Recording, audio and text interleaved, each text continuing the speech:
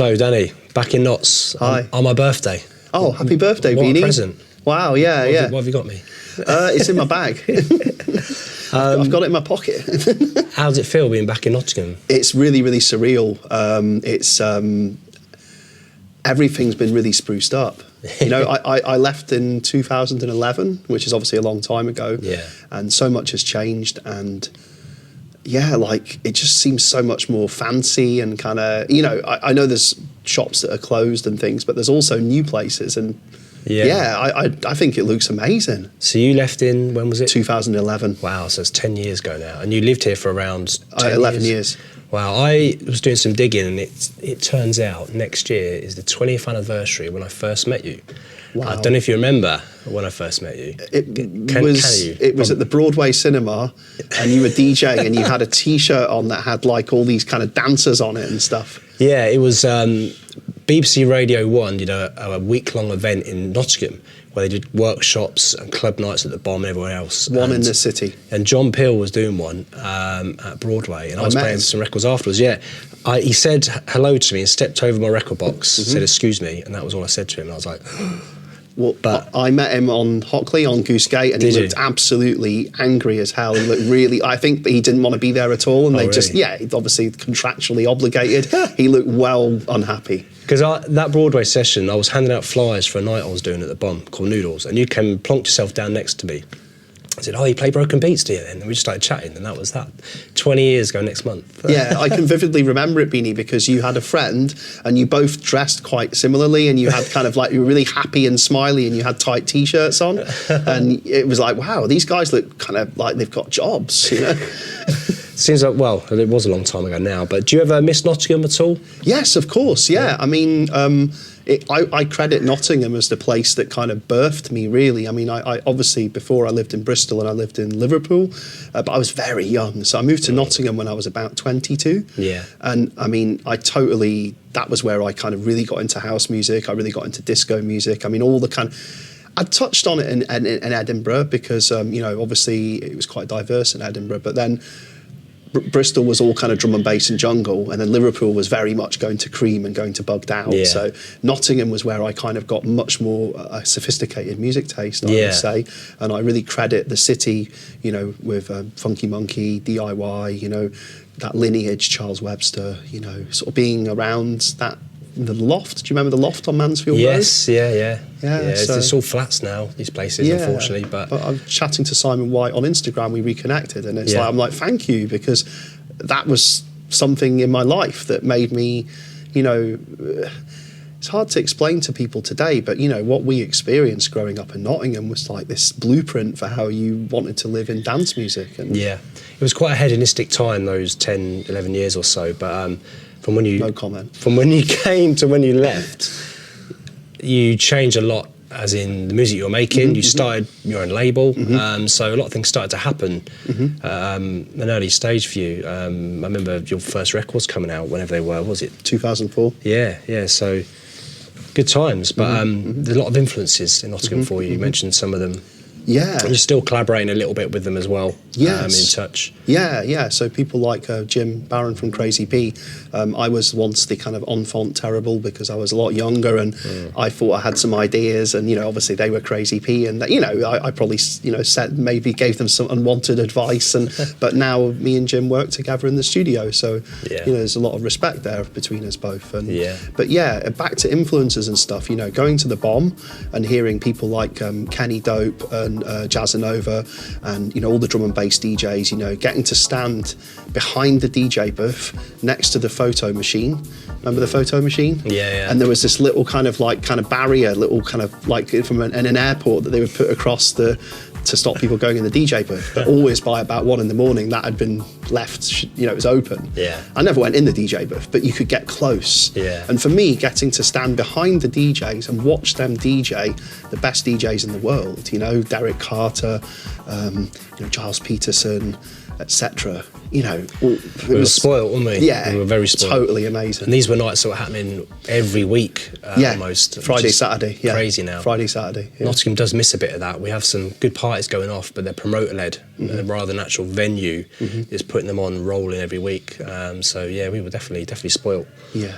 Good times. When you left Nottingham, you moved to Berlin. Yes. Which is a big step. Yeah. Why Berlin? Well, okay, so I was booked to DJ on November the 30th, 2010.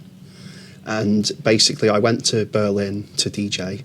And when I came back from doing that gig, I was in a long-term relationship which ended, and basically I decided that my way of sort of trying to make the most of the situation was to try and move to Berlin, because when I was in Berlin, even though it was only for 2 days, it was just amazing. Like, people were so stylish, everyone was so thin.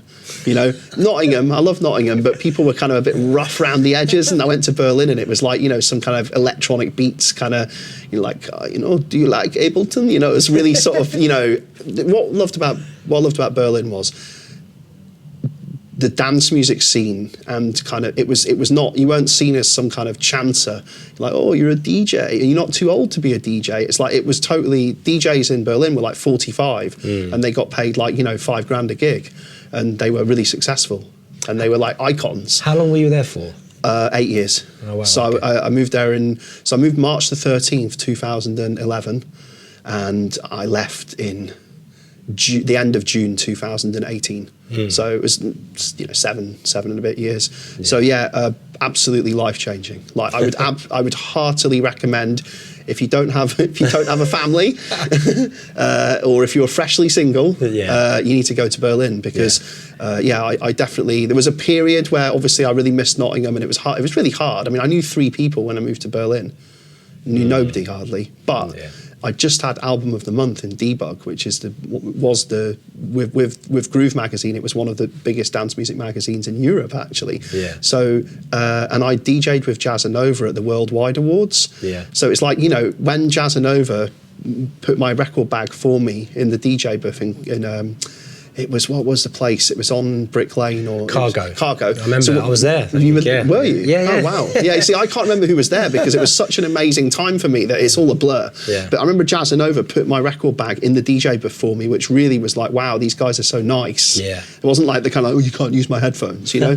And when I moved to Berlin, you know, it was like, I didn't know that I was going to end up releasing on Sonar Collective, and Daniel Best, who's their like tour manager or whatever, their kind of booker, he became like a big person in my life. And, you know, still to this day, like, I'm just doing a remix right now for him of Moiter, which is the German techno marching band, who are like massive, you know. Okay. So it's like, even now I'm still kind of connected with people there. That Cargo gig and the Worldwide Awards, that brings me on to a question I wanted to ask you about some significant records that you've made.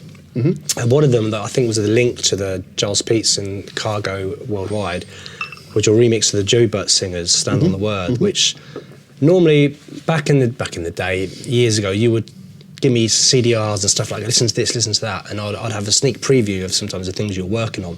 But that, I first heard it on actual Giles Peetson's show. I was like, wow, what's this? And that was a record that, I don't know, started to move things for you in a certain direction as well. It's a breakthrough record. Which was amazing, really, because that record was quite big. It had a sort of a revival going off in like the early noughties at small parties like Basement Boogaloo, obviously Electric Chair, Manchester. But why remix that record? The story is, you've already touched upon it.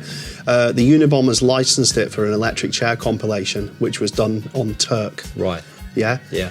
So Turk had acquired the rights for there was no parts. So essentially there was the full track, and then there was a thing called the clapapella, which was the recording of when they were recording the vocals in the church.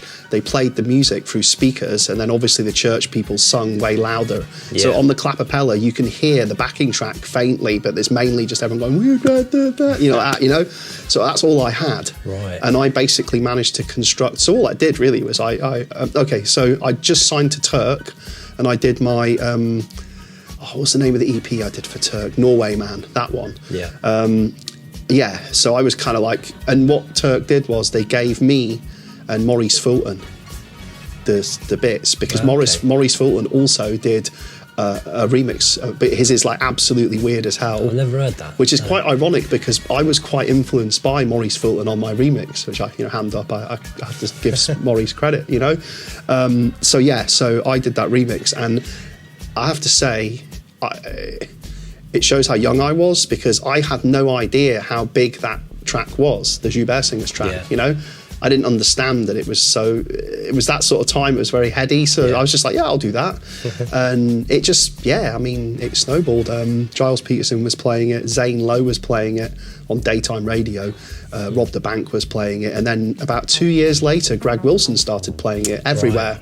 So I get all these texts like, yeah, Greg's just played your track at the festival. And it keeps coming out every few years, gets reissued, not just your one, but I mean, there's more remixes that keep coming out. I think, what else can be done to this? But your version was doing something different, so it was interesting. Yeah, it still sounds good today. I wrote it in Snempton on Kentwood Road, 35 Kentwood Road, in the living room, because I was bored of making music in my bedroom, which was where my studio was, and I lived with my friend Harry, and he had these kind of hi-fi speakers. So the reason that it's come out so bassy, that tune, is because I didn't use studio monitors, I used normal speakers. So I was just in my living room, kind of bored, just kind of like on a laptop, just, you know. So made in Nottingham. It still sounds great. Thank you. I mean, there's lots of records I could talk about. Yes. I mean, I'm a big fan of your music, and there's many significant records I could mention, but got to talk about the one that sort of blew everything a bit crazy, which is the Wonky Bassline Disco Banger, that had fans ranging from Elton John to DJ Harvey all over the shop, and that must have been quite a crazy time when that came out. How was it? Well, I wrote it in 2014, the main idea, and I always tell the story, which is hilarious, that I lost the whole track, basically. I wrote it when I got in after an incredibly hedonistic weekend in Berlin, so that's why the track sounds like it does. And I normally, if I'd been out partying and that, when I got home, I didn't want to write any music, you know, I'd want to die. But obviously I was still very enthusiastic, so because I managed to do some tunes. So basically I did this, right, and I was like, you know, yeah, man, this sounds cool. And my friend Chrissy, I Skyped her, and I was like, hey, Chrissy, and I was trying to be like, you know, when you like rock bottom with your lifestyle, but you're trying to sort of pull something out of it. And I was like, look, even though I'm a mess, you know, check out my beats, man, you know. So I was playing her the tune over Skype, and she was like, oh, that sounds great, Danny, cool. But my laptop, I'd taken the battery out because the battery had expanded and you couldn't use the trackpad anymore. So basically, because of that, if you pulled the power cable out, the whole thing went down, and I bloody moved the computer too far, pulled the power cable out, and Logic doesn't have an autosave, so I lost it all. It wasn't a whole track, it was the demo. So the next morning I had to remake it from memory, and I'd basically not been to bed for about 3 days, so I felt like I'd been hit with sticks when I woke up. So it's truly wonky then? Yeah. So I remade it from memory, but the good thing was that the samples that I'd used were all in one. This is the thing, I used a recording, right, of records. I did a little bit of sampling, but I can't remember ever recording those records. I have no idea, and it was just literally a recording of some records, and I made the whole tune just from what was in that recording. So it's a combination of things. So that was 2014. Everyone I played the demo to, well, most people were like, some people were like, yeah, this is great, and then the wonky noise came in, and they were like, well, I'm not, you know, people were like, oh, I'm not sure about that, and you know what I mean? It was like, so it was really like, oh, I'm not sure, no, man, no. Some people were like, no. But other people were like that. Like, I remember Casper from Portugal and Mike Stella, they were both like, and Mike Stella's like 50 odd, he knows his shit, you know, he's been DJing for like 30 years. They were like, that's career changing. That is a career, you know, and this is way before it came out. So it was described as career changing before it was even finished. So mad times. Yeah. Wow. So I guess off the back of that, a lot of things started to happen. Well, it's one of those things, right? Check this out. Black Madonna, or Blessed Madonna now, Maria, she was at the apex of, like, she was absolutely white hot, like blowing up. Pete Tong interviewed her on his Miami special in 2016, which would be about April, May, and she got to choose one track to represent her sound, which was her track of the summer, and she chose that as her track of the summer. And it was the track of the summer. And then it was just things like that. So imagine at the point where Black Madonna was absolutely getting all the support and the attention, like, wow, you know, she used my tune was her sort of tune. So it's just things like that. We're so lucky, you know. Yeah, but that's how the records work. It's a bit of luck as well, isn't it? Someone hears it and then massively. It wouldn't happen now. It happened in 2016 because the music industry was different then. It's not the same anymore now. I don't think it would be possible now. because nothing can get through really now, because obviously everything's so strictly controlled by management. Yeah. So it's not possible to get on a record label that has the reach to make a track go that big. But surely all it needs is a DJ to hear it, like it's always been the case, and if they hear it and like it, but it's getting it to them.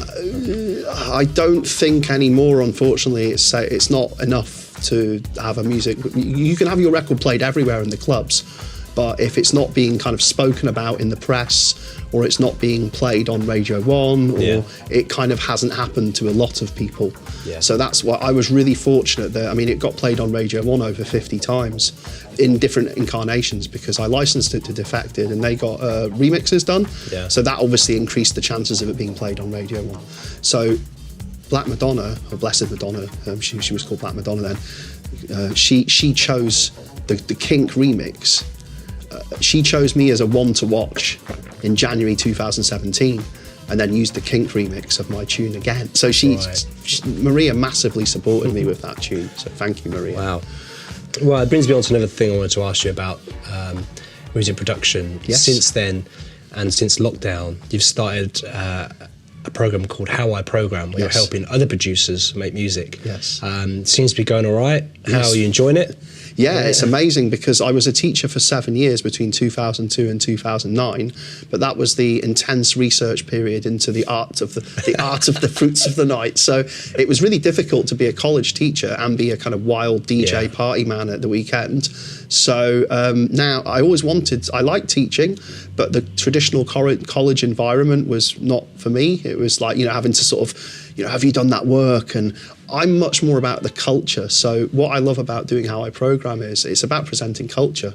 I'm getting, really respectable, amazing artists like, Rick Wade or Ian Pooley or Jazzanova to hang out with my group for 2 hours or more.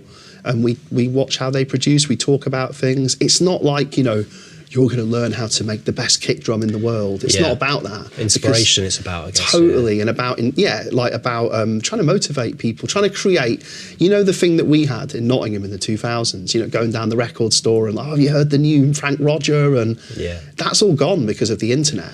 So I'm trying to get that community back where people are just, like right now on my Discord, there's producers from all over the world going, here's a photograph of my studio, and here's this new track. And it's just, I've tried to create a safe space for people who are not interested in the kind of, the kind of rampant nepotism and, kind of lack of meritocracy, which is the current music scene. Yeah. I mean, your thoughts on the music scene are well documented. Yeah. I've read some of your epic Twitter threads on it all. It's career ending. Career ending. You've obviously got some strong opinions on it all. Yeah.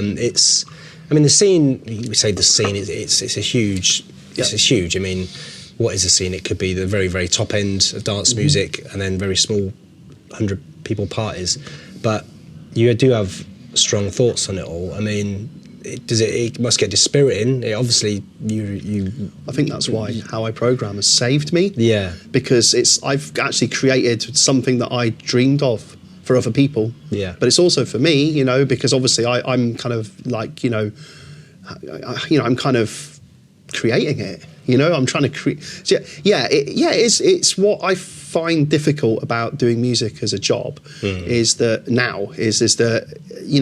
you could make. I made the biggest selling record of the year in 2016, and I got a few begrudging bookings on the back of that from people that would, and you never get booked again. So my point is that I have to go to that blend. I have to make the biggest selling record of the year just to get a chance. Yeah. And then that's it. And then most of the DJs nowadays, they don't even make records. They've been DJing for 2 years. So it seems a bit strange. It's a crazy world. Kind of almost like it's nothing to do with the music, eh? So for my point is, let's not call it music anymore. Yeah. It's not music. Yeah. It's just hype or popularity. Well, bringing things back to parties on a more positive note. Yes, you can cut that bit out. You are due to play the Soul Buggin's 17th birthday party here in Nottingham at the Cell. We're very looking forward to having you over.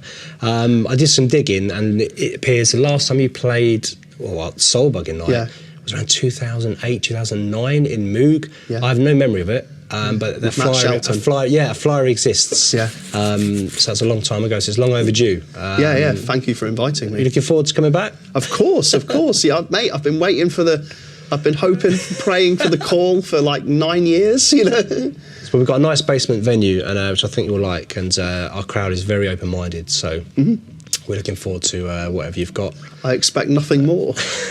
Yeah. I'm super happy, and you know, I'm a simple person. You know, music, nice sound, good people. Let's dance.